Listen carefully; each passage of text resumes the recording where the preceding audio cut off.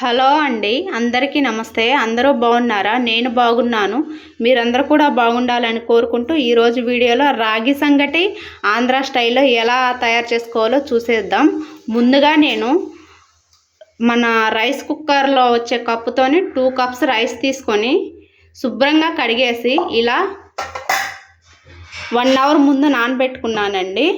2 cups రైస్కి బియ్యంకి నేను 1.5 Chenchu water పోసుకుంటున్నాను measurements ప్రకారం. దీనితోని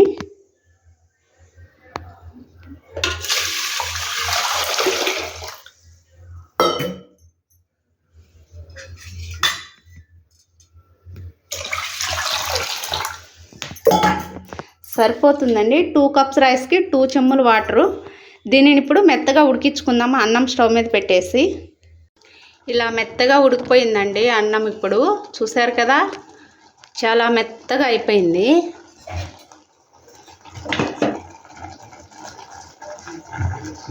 బాగా ఉడకాలండి అన్నం. కానీ మధ్యలో ఇలా ఉడకలేదు అనుకుంటే ఇంకొంచెం వాటర్ యాడ్ చేసుకోవచ్చండి మనం చూసుకుంటూ. అన్నానికి బాగా ఉడకాలి అన్నం. ఎక్కడ కూడా అన్నం గింజ అనేదే కనిపించకూడదు, మెత్తగా ఉడికిపోవాలి. ఇప్పుడు దీనిని గెలుకాలి అంటే మెత్తగా ఎనుపుకోవాలి, పప్పులాగా.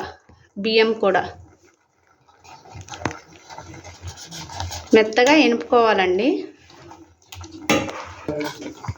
ఇలా ఎనుపుకోవాలండి. ఊర్లలో అయితే తెడ్డు కర్రతోనే తిప్పుతారండి. నా దగ్గర లేదు కాబట్టి నేను పప్పు గుత్తితోనే ఇలా మెత్తగా ఎనుపుతున్నాను. మెత్తగా ఎనుపుకున్నాక చూద్దాం ఎలా రెడీ అయిందో. చూసారు కదండి అన్నం ఎంత మెత్తగా ఎలా ఉడికిపోయిందో. ఎక్కడా కూడా అన్నం మెతుకులు గింజలు అనేదే కనిపించట్లేదు, మెత్తగా అయిపోయింది. ఇలా చూసుకున్నా కూడా మనం చాలా మెత్తగా అయిపోయింది కదా.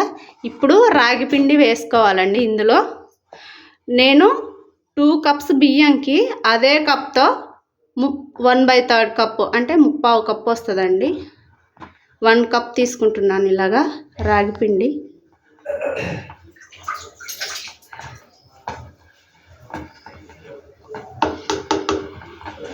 ఇప్పుడు ఇదంతా మెత్తగా తిప్పుకోవాలి, మంచిగా అంతా కలిసిపోయేలాగా. చూడండి అంతా ఎలా రాగి పిండి కలిసిపోయిందో. మొత్తం ఇలా కలిసిపోయింది. అంతా ఇలా కలిసిపోయిన తర్వాత ఒక 2 మినిట్స్ తీసేసి ఇది మూత పెట్టేసి పిండి ఉడకనివ్వాలండి. పిండి ఉడికితే ఏంటంటే జిగురులాగా ఉంటుంది, మెత్తగా బాగుంటుంది తినడానికి. లేదంటే ఇలా పిండి పిండిగా పచ్చి పచ్చిగా ఉంటుంది. కాబట్టి ఇది తీసేసి మనం ఈ పప్పు గుత్తి ఒక 2 నిమిషాలు మూత పెట్టి ఉడకనిద్దాం. ఇప్పుడు ఇది ఉడికిందో లేదో చూద్దామండి. మెత్తగా ఉడికిపోయిందండి పిండి కూడా. మీకు కనిపిస్తుందా? పొగలు వస్తున్నాయి. ఇదంతా మళ్ళీ ఒకసారి కలిపేసుకొని దింపేసుకోవడమేనండి. ఇంతే, ఎంతో రుచిగా ఉండే రాగి సంగటి రెడీ అయిపోతుందండి. ఆరోగ్యానికి చాలా మంచిది. ఒకసారి ఇదంతా కలిపేసుకుందాం. ఇంతే అండి, అంతా కలిపేసుకున్నాం, అయిపోయింది. చూసారు కదా ఎంత బాగుందో కలర్ఫుల్గా. రాగి సంగటి ఆంధ్ర స్టైల్ రాగి సంగటి ఇంతే అండి. కొంతమంది ముద్దలు చేసుకొని తింటారు, లేదంటే డైరెక్ట్ ఇలా అయినా వేసేసుకొని తినేయచ్చు. దీని కాంబినేషన్ సంగటిలోకి గోంగూర పచ్చడి, చికెన్ పులుసు, మటన్ పులుసు, ఫిష్ ఏదైనా చాలా టేస్ట్గా ఉంటుందండి. నేనైతే ఈరోజు రోటి పచ్చడితో చేస్తున్నాను. రాగి సంగటి విత్ చింతకాయ తొక్కు రోటి పచ్చడి అండ్ ఎగ్ ఫ్రై చాలా రుచిగా ఉంటుందండి. ట్రై చేసి చూడండి మీరు కూడా.